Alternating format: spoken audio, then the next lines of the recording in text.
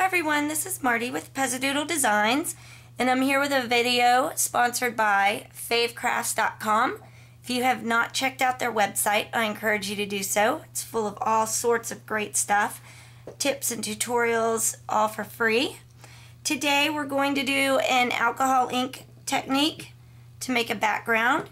So what I have to start off, this is part 2, is several colors of alcohol ink. See if I can get them to show. And a metallic mixative. And in this case I'm using copper. And I also have blending solution. So, we are going to work over a non-stick craft sheet. Very important. We're going to use glossy cardstock. Alcohol inks are for slick, non-porous surfaces. Your metallic mixative needs to be shaken up. There's a little ball inside you'll hear. Eventually. There it goes. Make sure that's mixed up. Now we are going to work directly on our craft sheet.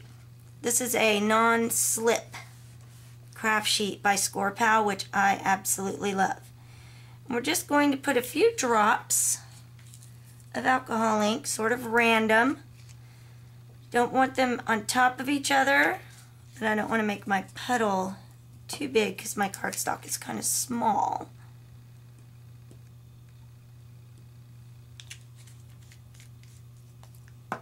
And I am making a background to go with this little girl I've colored up with some Prisma pencils.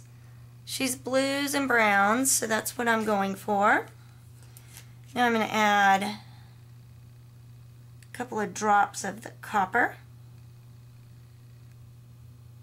Just spice it up a little bit. And then we're going to add some blending solution. Now when you do this, I encourage you to have several pieces of cardstock ready because this makes quite a big puddle. Take my glossy cardstock and just face down, kind of slide it around, and lift. So you get a very interesting, unique sort of background. I have a lot of blending solution here, which makes my colors lighter. So I'm going to add a little bit more ink. See if I can get a darker effect. Now you can also use this technique with basic dye reinkers, regular cardstock, and a little shimmering Perfect Pearls mist or water. Okay, we're going to go flat down again, just face down. Now we have a much darker effect. And you can push it down into your puddle as many times as you want. You can really see the veins of copper in this one.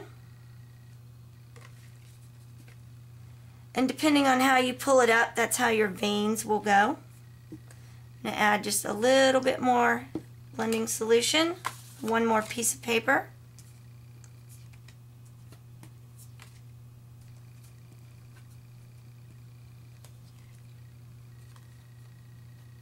This one is a little splotchy.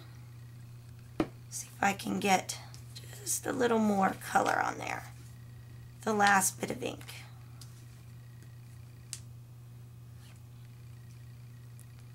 And again, this one's a lighter color because we have much more blending solution.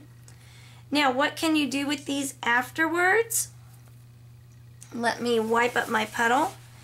You can use them as is, or you can stamp on them, which is what I like to do.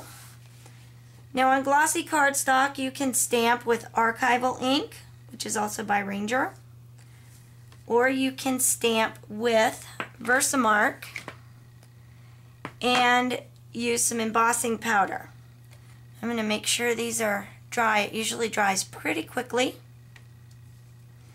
I'm going to take this embossing buddy. This is just a non-stick powder, and what this does is it helps your embossing powder not stick all over, just on your stamps.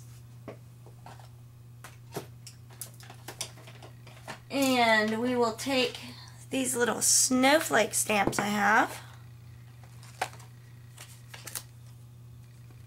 Just use a couple small ones. Ink them up with the Versamark.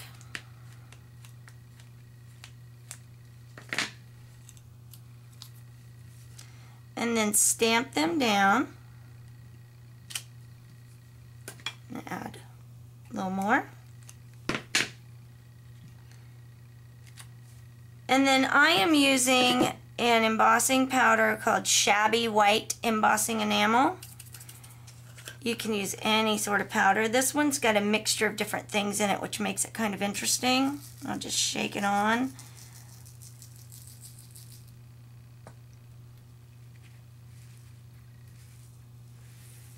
Get those snowflakes covered.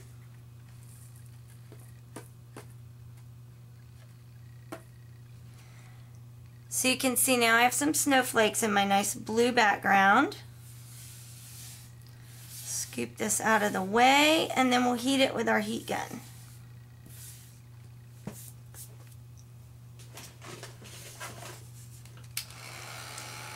And this will make it melt.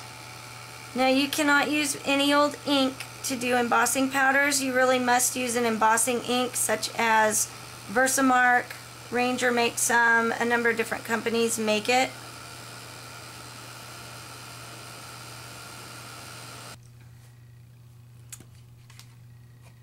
And now you can see those white snowflakes much better now that it's melted. There's a bit of glitter in there.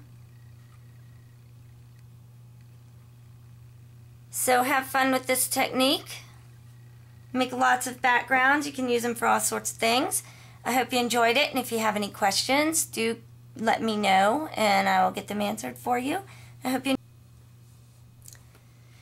Be sure to check out favecrafts.com for more videos and tips and tutorials like this one.